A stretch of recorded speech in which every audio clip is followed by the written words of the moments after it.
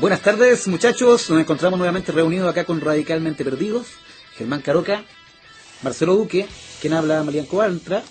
Y hoy día tenemos un tema bastante particular, el cual lo denominamos de la siguiente manera: Huachaca, Torrante o Choro. Decida cuál es usted. Para esto tenemos a un amigo invitado, don Ricardo Candia Cares, quien ha escrito un par de libros referentes al COA, que en la actualidad está de columnista en Punto Final, Clarín, si no me equivoco. Y también adquirió esta información, de la cual sacó sus libros, de la cárcel. Estuvo preso político en la penitenciaría de Santiago, en esos tiempos oscuros que todos sabemos qué es lo que es. Partamos, no sé, Ricardo, cuál será la mejor idea, pero me imagino que sería como identificando estos tres nombres que acabamos de partir, como Huachaca, Torrante o Choro. Claro, son, por lo menos dos de esas se originan en el COA. El COA es el lenguaje de la delincuencia. Los delincuentes tienen su propia jerga, así como cualquier grupo de personas que comparten un afán común tiende a generar un lenguaje que los identifica, por una parte, esa es la función, porque la función que cumple la jerga son por lo menos tres, por lo menos las que yo identifico, que identifica, que discrimina por categoría de miembros de esa sociedad y que a la vez oculta información. Entonces son como las tres funciones. Entonces, estas tres palabras, por lo menos, tú decías el cuico, el torrante y el choro. El choro es el ladrón. El ladrón chileno se llama choro en el lenguaje de la delincuencia. Palabra muy antigua que se origina en el calor de los españoles, seguramente el siglo XVI, siglo XVII, que llegó aquí con la oleada de los migrantes españoles. Hoy sigue siendo lo mismo, pero también con algunas diferencias, porque una de las particularidades que tiene la terminología del jergal es que va variando. Parte señalando un significado y por los accidentes que va encontrando en el camino esa palabra empieza a transformarse después en otra cosa. Y eso pasa, digamos, por ejemplo, con la palabra cuico. La palabra cuico hoy día, si uno dice que una persona es cuica, seguramente inmediatamente se forma en la cabeza de uno la imagen de un determinado tipo de persona que tiene determinadas características. Un rubicito de ojos azules. El mismo que imita el Coco Legrand cuando habla del guanciútico. Exactamente, claro. Pero cuico, el cuico, yo lo querré rastrear la palabra hasta el náhuatl mexicano, que significa algo así como que el que va y toma algo. Ir y tomar algo, sacar, aprender, coger algo. De esa forma me da la impresión que llegó a Argentina, y en Argentina se transformó empezó a significar lo que viene de afuera, extranjero, foráneo, ¿no? O sea, un cuico, por lo tanto, era en ese tiempo, no digamos ahora, por eso queremos significar cómo fue cambiando. El cuico en ese tiempo era algo que venía de afuera, un extranjero, un foráneo, algo que no era propio de ese momento. A propósito de qué no sabemos, porque eso se pierde ya en la historia de la jerga de los ladrones argentinos, lunfardos. ¿Por qué pasó? Seguramente porque llegaron mexicanos y le empezaron a decir cuicos porque ellos usaban esa palabra, anda a saber tú, pero eso se pierde, porque como estos son palabras que no van siendo registradas necesariamente por las academias, por los diccionarios, entonces se pierde la historia de estas palabras. De Argentina a caballo, en el lunfardo llega a integrarse a nuestro COA, significando para el que estaba preso el cuico como el abogado que lo va a ver. Ah, ya. Mira, porque el que viene de afuera. Entonces se te viene a ver el cuico. O sea, aquí ya se volvió una diferencia social. Ya empezó a cambiar. Más que un asunto de origen. Claro, porque recordemos o hagamos notar que el COA es un lenguaje técnico. Es un lenguaje técnico. El lenguaje técnico de los ladrones. Habrá un lenguaje técnico de los ingenieros, de los pilotos. ¿Es solo de los ladrones o de los presos? No, de los ladrones. No. De los ladrones podríamos decir que de los ladrones Lo que pasa es que los ladrones pasan la mitad del tiempo presos y la mitad del tiempo afuera. no presos. Claro. El 97% de la población penal, quizá un poquito menos, quizá el 95% de la población penal, siempre es de ladrones. Siempre. Recuerde, el choro, para que vamos precisando algunas definiciones, el choro no es el que anda armando pelea, rosca, el pendenciero, no. Es la imagen que uno tiene. Exacto, no, el choro es el ladrón. El que se dice choro es un ladrón. Ahora, porque ahí empieza después a desgranarse el choclo de estas definiciones delictuales.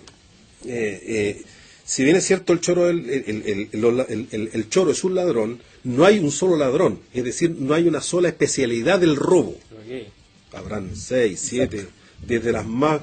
El doméstico, por ejemplo. El doméstico Es el más vil, último. hasta el más vil. No, el doméstico es el más vil. El doméstico o cocodrilo El que te roba maceteros. o vasenica. Ya.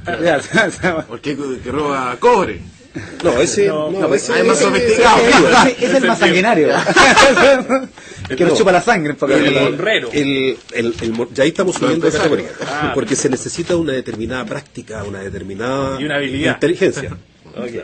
Digamos que abajo en la sociedad de los ladrones están los domésticos.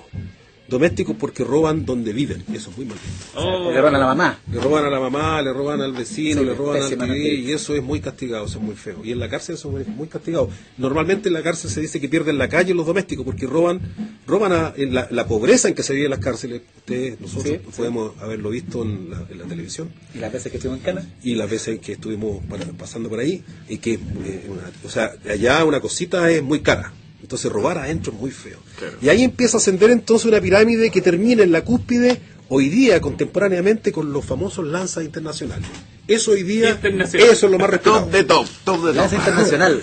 El ladrón que va a robar a Europa, que aprende un par de idiomas, sin haber tenido una formación, comillas, formal o alguna educación formal, Adecuada. digamos, o adecuada para el hecho de haber estudiado algún idioma. No, yo conozco choros en Europa que hablan tranquilamente 5 idiomas sin haber tenido octavo o sexto básico.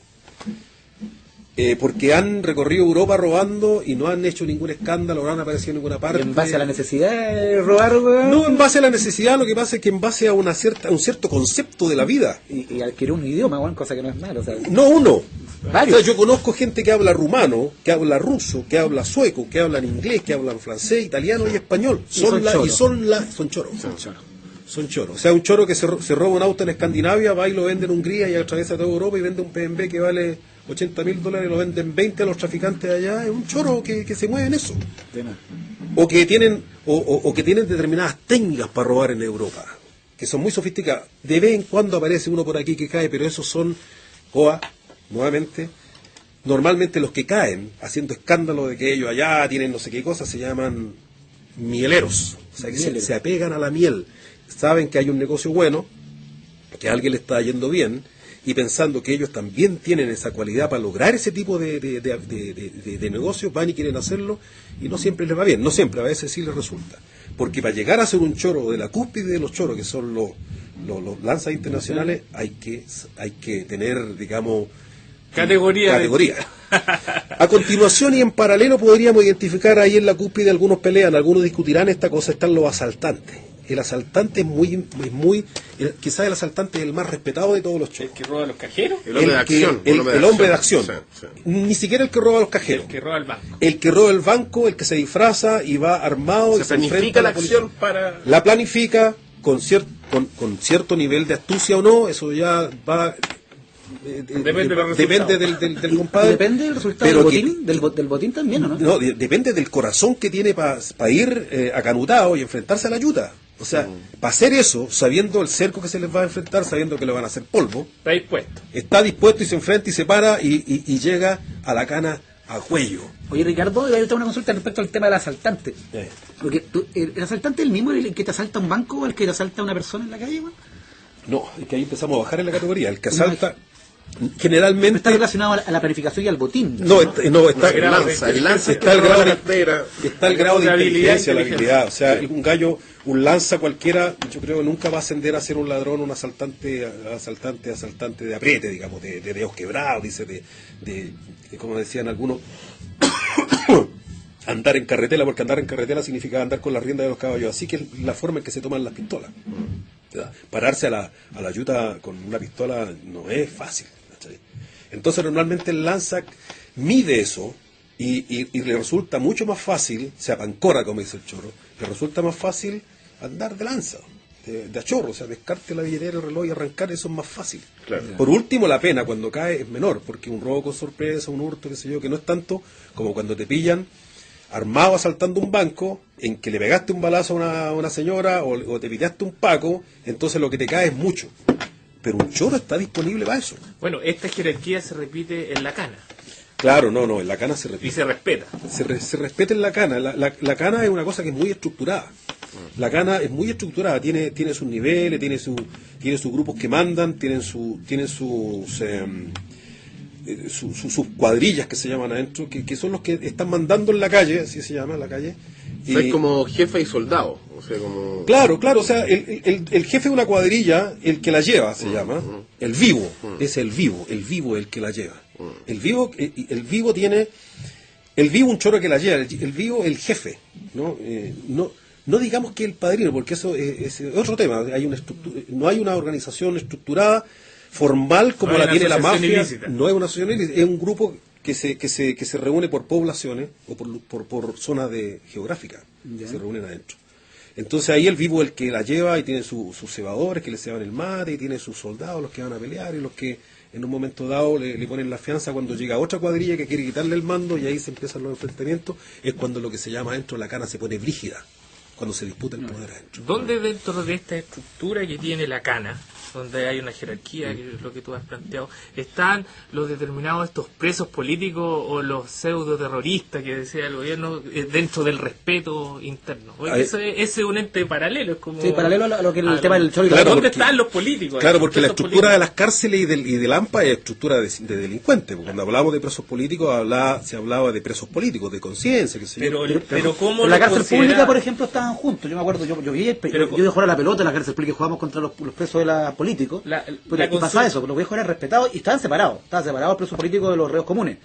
Pero ¿cuál era pero los reos comunicación? comunes Era muy buena, había muy buenas relaciones. Muy pocas veces hubo problemas, en general porque los vivos, los que mandaban las carretas o los que mandaban las cuadrillas, tenían mucho respeto por ese que se la estaba jugando por la causa generalmente de sus propios familiares, quizás no de él. Ok. Porque él pensaba que el preso político que robaba para otro es Gil. Porque el ladrón roba para él. El ladrón no tiene el sentido de Robin Hood en el sentido de robar para el resto. Para los pobres. Seguramente también repartirá eventualmente cuando gana mucha plata y hará un asado y entregará billetes a sus amigos, qué sé yo.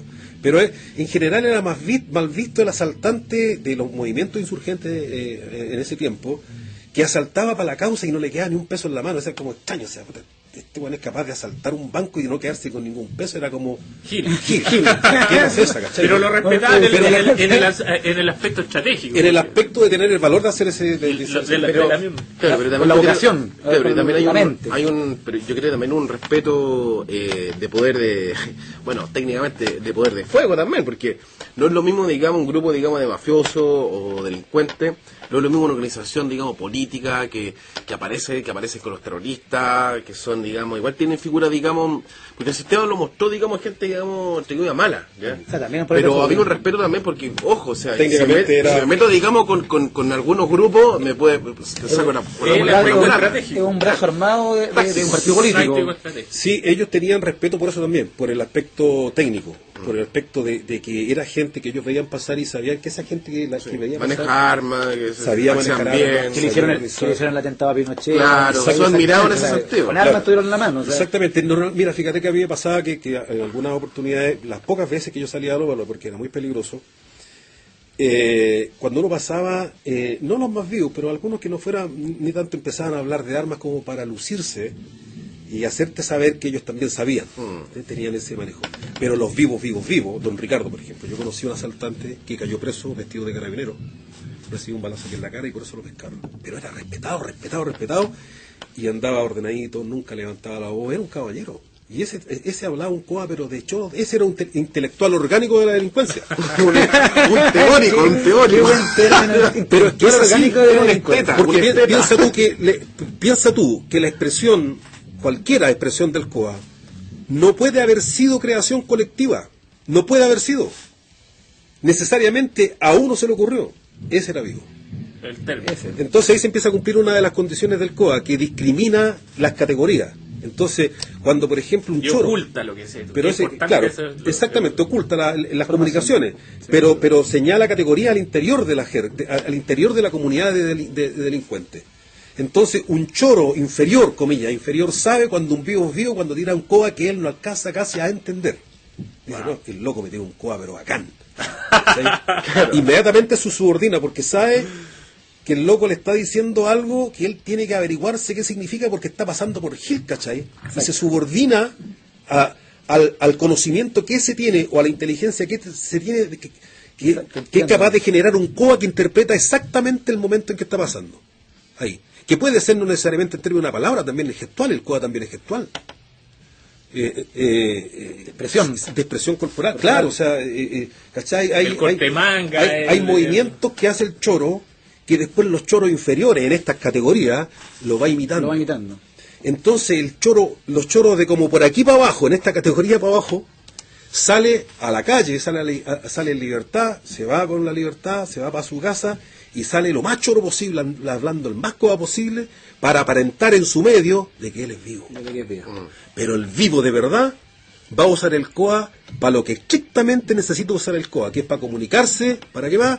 Para ocultar la información, para reconocerse y para señalar jerarquía. Y no va a andar hablando el coa así, porque eso pasan a ser ya categorías que están entre medio, los choros de esquina, los pintamonos, los que dan jugo, etcétera. Oye, hay un asunto que es la transferencia que hay en la sociedad desde el COA al, llamémoslo, el público o la persona común y corriente. Hay términos del COA que lo utilizamos nosotros. Sí. ¿Esa transferencia podríamos decir que el paso a lo torrante y huachaca? ¿Esa transferencia? Mira, la transferencia... ¿O es un desarrollo en paralelo?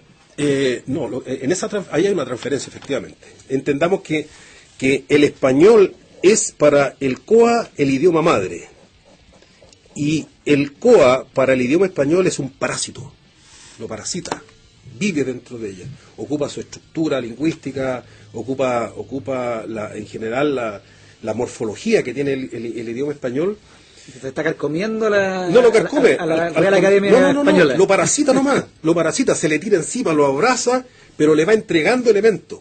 Porque no hay ciencia, ni la física atómica, ni la química orgánica, ni la economía, etcétera, etcétera, etcétera, que aporte tanto a los idiomas madre como los lenguajes populares, particularmente el de la delincuencia. Este tema del COA, yo entiendo que en las culturas de los distintos países también se tiene que dar, yo creo que en todas. En todos la frase también, digamos, habla mucho también hay como Argot, o sea, pero hay, digamos, claro, eso está afincado, digamos, en la banlieue, en los barrios, digamos, el slam, claro, del norteamericano. Bueno, pero tú decías, entonces ¿qué pasa? Que normalmente hay una transferencia, dijéramos formal, en el sentido de que el COA crea un término, hace su ciclo de vida, se transforma, se arregla, se amonona. Y ya no es oculto. La gente lo hace, pierde su calidad de valor jergal. O sea, cuando es oculto, cuando está cumpliendo para los efectos que está creada la jerga, se llama que tiene valor jergal, se dice que tiene valor jergal. Cuando deja de tener ese valor, cuando ya no oculta, no discrimina, ni comunica, entonces ya no es parte de la jerga. Pero pasa a ser propiedad del idioma madre. Entonces, por ejemplo, yo creo que el condoro, a propósito de términos destacados, digamos, el condoro, condorearse, que ya viene siendo verbo, en algún momento el diccionario de la Real Academia de la Lengua Española lo va a incorporar a su listado como un chilenismo. Pero me da la impresión que ya lo incorporó. Es posible que lo haya incorporado. Sí, me da la impresión, como sapear también. Pero claro, sapear. Pero que ahí es donde hay que ir haciendo la diferencia entre aquellos términos que son efectivamente jergales y los que son modismo propio del idioma. Por ejemplo, en el caso de Chile, el chilenismo. En Argentina, el argentinismo, etcétera, etcétera, etcétera. Pero la jerga no cae en la tontera, dijéramos comillas, del chilenismo. ¿no? Es una cosa distinta, una cosa que está como que tiene más vigor y tiene más movilidad, se va moviendo más rápido. Entonces, ¿cuál es el origen de la expresión pitearse un condoro? ¿Cuál es el origen? La cana. Claro, ese es el lugar, pero el origen es porque estábamos de acuerdo en que uno inventó el término, ¿cierto? Bueno, yo lo sé porque leí tu libro. Es cuando es que yo tengo la fortuna de haberlo visto, de haber sido testigo del momento en que el gallo lo dijo. ¿Ya? Que seguramente no es el primero que lo dice. Seguramente otros y todos tenían la misma costumbre, pero como nosotros... Pero estaba fresquito. Estaba ahí. Estaba ahí. Saliendo. En esos días se hablaba así, porque esto es muy dinámico. Se están creando en este momento 20 términos, mañana mueren 10, queda uno y muere a los 6 meses después y todo de nuevo, todos los días. Pero en esa oportunidad, el tipo, nosotros vivíamos en la calle 5, éramos 120 presos políticos y como 90 presos comunes, de todo,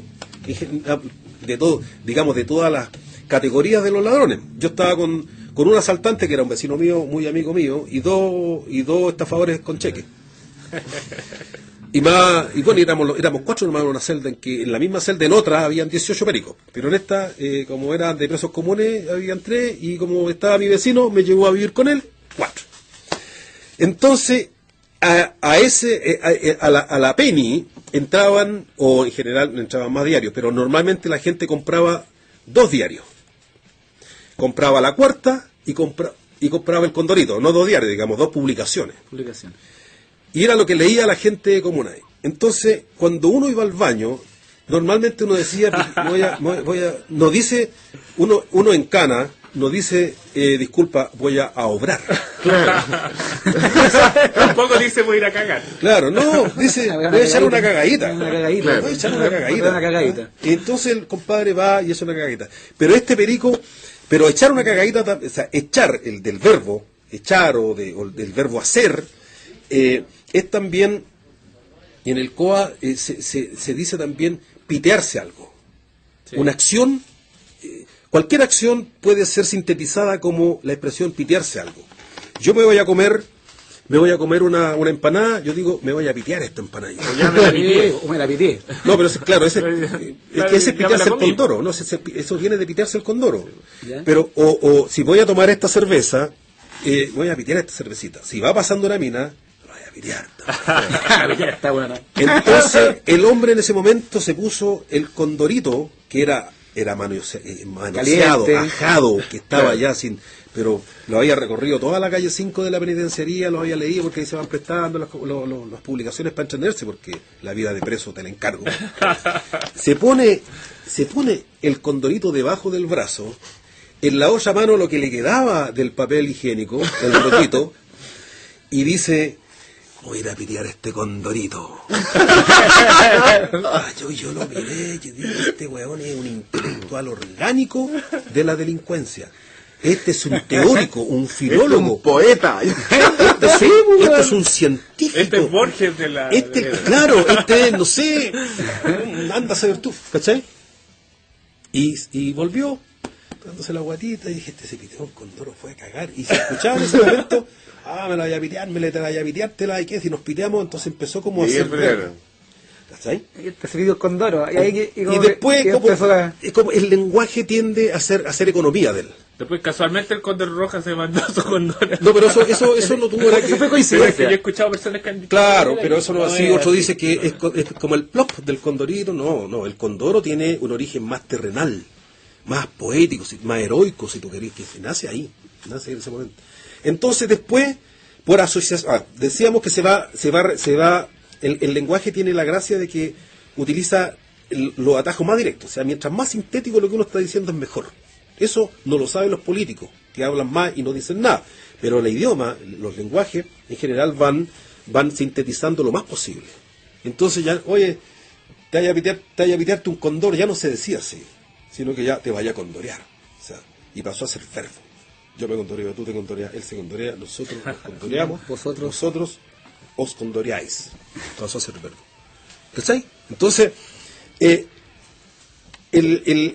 lo que en un momento significaba una cosa, que era ir al baño, por asociación de cagarla significa que cometer un error, crear una confusión, crear ahí una especie de caos.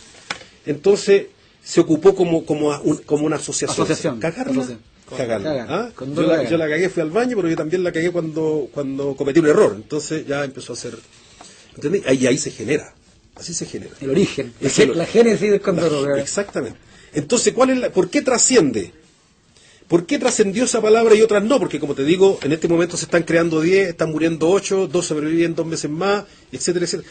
Porque es capaz de decir con la menor energía una idea muy compleja. Muy compleja. Mira, la palabra mina, que nosotros conocemos... ¿De Argentina? No, es de española.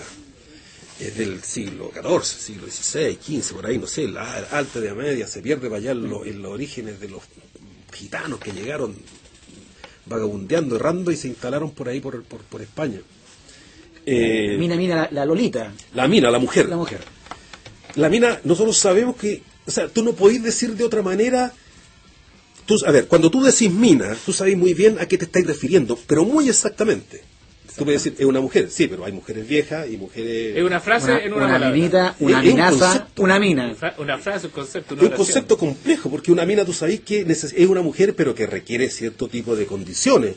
Para ser mina, si no reúne esas condiciones, es una abuelita, es mi hermana chica, es mi hija menor, es una... El mismo término, me imagino que minita, minaza... No, pero eso son son como, claro, son derivaciones ya... ¿Me entendí? Entonces, ¿sí? El lenguaje hace que pervivan algunos conceptos, porque son capaces de decir mucho con muy poca energía, con muy pocas palabras, letras, qué sé yo. El concepto es muy sintético y las jergas tienden a eso, a hacer lo más simple y directo lo que quieren decir. No se complican con grandes definiciones. Por eso tiene que ser muy guapo, intelectualmente guapo, el choro que inventa un COA. Si no es, esta cosa no es un congreso de pericos que dijeron ya, a ver, de aquí para adelante, ¿cómo le vamos a llamar al robo que es con escalamiento? Yo digo que se llama otro Monra, no, el Monra venía también de afuera y dije, este es la Monra y ese es la Monra, ¿cachai? No gastan energía en buscar definiciones que ya existen. Por eso es muy sintético, muy apretadito. Y dice, con poquito dice mucho. Claro. Perfecto. Ricardo, un tema también que un tema, digamos, interesante respecto, digamos, eso de los huachacas. Claro. A lo mejor, claro, o sea, ¿cómo? Porque eso también ha mutado eso, ¿ya? O sea, de alguna manera, huachaca, no sé... el borde mediático, claro, de ese concepto. El huachaca, digamos... La cultura huachaca. Ochentero, por ejemplo, que apareció en el libro, digamos, de Carlos... No, ¿cómo se llama? Pablo No. Claro. Y ahora está, digamos, hay fiestas, digamos, huachacas, donde no son precisamente huachacas, la gente va a esas fiestas. Yo he ido varias veces, yo tengo varias amigas que van a... Yo mismo he ido, digamos, a esas fiestas. Dios color roja. ¿Qué para ti un huachaca? Entonces, el huachaca, digamos, ahora es un tema que es un punto de acumulación incluso de gente muy cursi, digamos, ¿ya? Y llega eso y cómo se hace algo comercial y por qué es expansivo también, por qué las cuecas choras también se relacionan con eso. Claro, yo tengo una teoría, o sea, una aplicación, creo yo, ya, bueno, lo que yo creo es que es como un fenómeno más bien como parte digamos del progreso. O sea, yo lo que yo creo es que hay una especie, digamos, de una resistencia a ese progreso, a la velocidad de los cambios, ¿ya? Hay una sensación, digamos, hay una gravitación de lo nostálgico también. Esa figura estética, una forma de castigo, claro, es como el tipo, digamos, de los años 30, ¿ya? Ese tipo, digamos, de alegría de los años 30. Resistencia a la modernidad. Algo así. Es como una resistencia al presente, a la velocidad del progreso. Entonces, uno se afinca con eso y es una ilusión, o sea, es como un sueño, un rato, ¿ya? Y los gorritos, y ¿cachai? La cueca chora, es medio popular también, claro. Es salir de tu clase también. Y que embarca mucha juventud también. Claro, entonces, pero eso tiene un origen, o sea, tiene como creo yo, que está, digamos, que una fecha, que aproxima, digamos, como los años 30, y eso, ¿dónde está esas cosas? Está en Valparaíso, y está, digamos, no en Santiago, sino que en provincia, y eso se vive de forma más natural, porque el progreso o la modernidad no ha llegado tanto a esos lugares. Eso es lo que yo creo. O sea, es lo que mi explicación. ¿Tu teoría? Mi teoría. Habría que diferenciar entre lo que nos dice un nombre que arbitrariamente y en virtud de un muy buen negocio alguien le puso a un fenómeno, y esa es la otra parte, a un fenómeno que tú lo esbozas bastante bien. Es decir, hay un fenómeno híbrido, porque tú le señalaste varias características, digamos, que es popular, que le gusta la fiesta, que le gusta pasarlo bien, que tiene ciertas características, republicano, chileno siempre y amoroso, cariñoso, republicanos, cariñoso y chileno siempre. Creo que esa es la definición de Huachaca. En eso caería prácticamente todo Chile. Bien elegido. Entonces, ese, en mi opinión, yo creo que no anda muy lejos lo que tú dices, en mi opinión lo que pasa es que hábilmente las personas que intentaron definir un determinado fenómeno como una cultura huachaca, se dieron cuenta que para definir algo, un fenómeno que está pasando en cierto sector muy específico de la sociedad, para eso no había nombre. No había nombre. Porque todo eso que tú definiste, o sea, un gallo que anda con un gorro de la construcción, un gallo que le gusta la cueca, un gallo que toma pipeño y come perniles, un gallo que además tiene 7 luquitas para entrar nomás, Claro. no sé cuánto, pero y más no sé cuánto para tomar, un gallo que en realidad no es tan torrante o popular, sino que es más bien como de al medio, pero que tiene cierta sensibilidad medio izquierdosa, Claro. ¿me entendí? O sea, pero eso tú no lo podés definir en una sola palabra.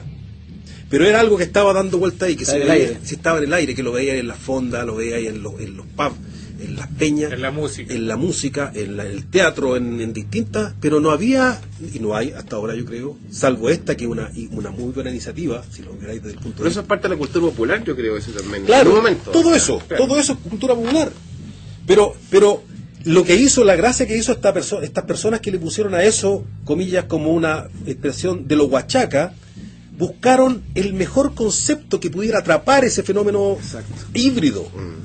Porque no existe como personaje, así como se define, no existe. No existe un huachaca. Huachaca, hay que decir, que en mi opinión toma el nombre prestado de las ruinas de Huanchaca de Antofagasta. Las ruinas de Huanchaca quedaron por ahí por el año 1904-1906, dejaron de producir, porque producían muy poco. Y es una tremenda mole, pero inmensa, que está en el lado sur de Antofagasta, la salida sur de Antofagasta, de la piedra, que se llama, creo que es patrimonio de algo. Y eso quedó votado por muchos años. Pasó a algunas universidades, era propiedad del Estado, el fisco, y ahí, en esa parte, vivía mucho vagabundo, alcohólicos que no tenían donde vivir, llegaban ahí y tomaban, que se yo, y vivían. El indigente alcohólico. El Un Huachaca. indigente alcohólico. Oye, ¿y Está definido, ¿tiene disculpa, relación con el roto? No, el roto... El roto, claro, anterior. ese otro, claro. El roto chileno. El roto anterior. El roto... Pero terminemos con esta Dale, parte. dale, tenía la idea. A partir de la primera década del 1900 empieza a quedar la escoba en el salitre, empieza a quedar la escoba en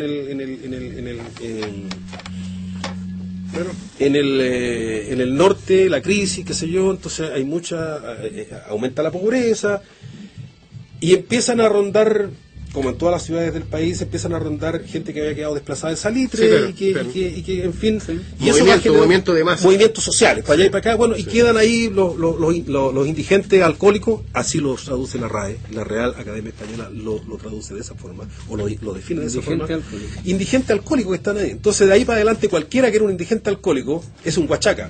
De hecho, el término huachaca, antes de esa fecha, prácticamente no está en la literatura que tiene que ver con este tipo de fenómenos, no con los rotos, con los gañanes, con la gente del bajo pueblo, etcétera. No está la palabra. Lo que sí está desde hace mucho, del año, más o menos uno puede identificar eso como del año 1870, 1871 para adelante, empieza ya a tomar fisonomía lo que se empezó a llamar el roto, que era una persona que usaba un gorro de ala ancha, generalmente de paja, y poncho y ¿cómo se llama? Hojota, chala, que deriva del gañán, porque el gañán era una especie de, y que tiene que ver con la delincuencia, todo esto, la forma que nosotros conocemos la delincuencia. El gañán, ¿Cuál? el gañán era era el tipo que se contrataba temporalmente en las faenas del campo, para cualquier cosa. El gañán estaba para cualquier cosa. O sea, había que cortar leña, si había que llevar unos caballos para allá, si había que cortar trigo, si había que sembrar una alfalfa, el gañán estaba para tomar un gallo que andaba por ahí dando vueltas por todo. La concentración en la ciudad empezó a generar otro tipo de persona, que fue el roto, que era una especie fue comerciante ambulante, estuvo también para todos los trabajos sin ninguna calificación, sin ninguna, que empezó a circular por las ciudades, de hecho. Entonces, ahí empieza a tomar la fisonomía del roto, que era esta gente que no tenía ninguna especialidad y estaba para cualquier cosa, qué sé yo, y que era muy mal visto y lo llevaban preso por vagancia, por pendenciero, por pequeñas rapiñas. De hecho, esa gente fue la que, por ejemplo, transformó el Cerro Santa Lucía, cuando era Vicuña Maquena el intendente, en 10 meses, cuadrillas de presos que los tomaban por estas raterías, etcétera, los metían presos, los sacaron de la cárcel y los llevaron para allá para arreglar ese que era un peñón pelado. Claro. Él decía que ¿qué escuela? No, ¿qué escuela? Que hay que hacerlos trabajar a la gente de la cárcel y de la penitenciaría. Y de ahí empieza a tomar fisonomía el roto. El roto que como te digo, tenía hasta una descripción que es como la habitual, así que era de poncho, usaba un poncho, una ropa muy llana, un sombrero de ala ancha, generalmente de paja, y chalas de esas que usaban en el campo. Lo que viene después, ya con la industrialización del país, cuando empieza a construirse el ferrocarril, cuando empieza a haber algunas obras civiles de envergadura en el país, entonces empiezan a generarse ya empleos de mayor duración en el tiempo, y ya a los principios al principio del siglo XX, entonces empieza como el movimiento obrero. Claro.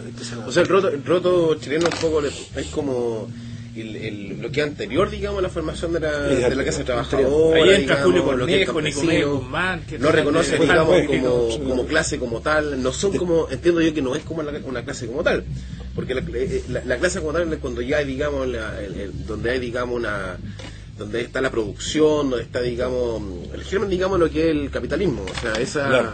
Porque Chile no pasó tanto por el medio, obviamente, sino que pasó directamente, digamos, la creación del Estado chileno, o la nación, mejor dicho, nación chilena, pero ese tramo fue muy rápido, o sea, el desarrollo, digamos, fue como una especie como el Big Bang, digamos, la clase trabajadora, encuentro que pasó roto de campesino a fue muy rápido, industrialización digamos, claro. instantánea. O sea, Bueno, el roto chileno, weón, en el tiempo de las guerras, weón, esta con Perú y Bolivia, weón, puta marco historia, pues, weón.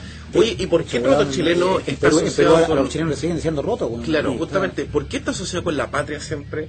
Yo creo que, por ejemplo, es como el roto chileno es como un ícono también de la burguesía chilena, sí, como la porque la historia es como que es una manipulación ideológica. Absolutamente, eso es lo que quiero decir. Los mitos y leyendas dicen que al roto chileno le metían con pólvora en la raja, weón, Claro. y los tiraban a pelear en el Morro de Arica, weón, y ahí se tomaron cañón, no, me Es acuerdo una bien. cuestión que no sé si está verdad realmente. Hay weón, pero como que viene, una reducción ideológica interesada de generar, de ver al roto despojado de sus cualidades terrenales, Claro. O sea, pendenciero, sin pega, de pobre, ignorante, bruto, etcétera, etcétera, y ponerlo como héroe. Si alguien va a la plaza Yungay y ve la imagen del roto chileno que peleó en la batalla de Yungay, debe ser de algún cabro francés, una cosa así. Tiene mucho.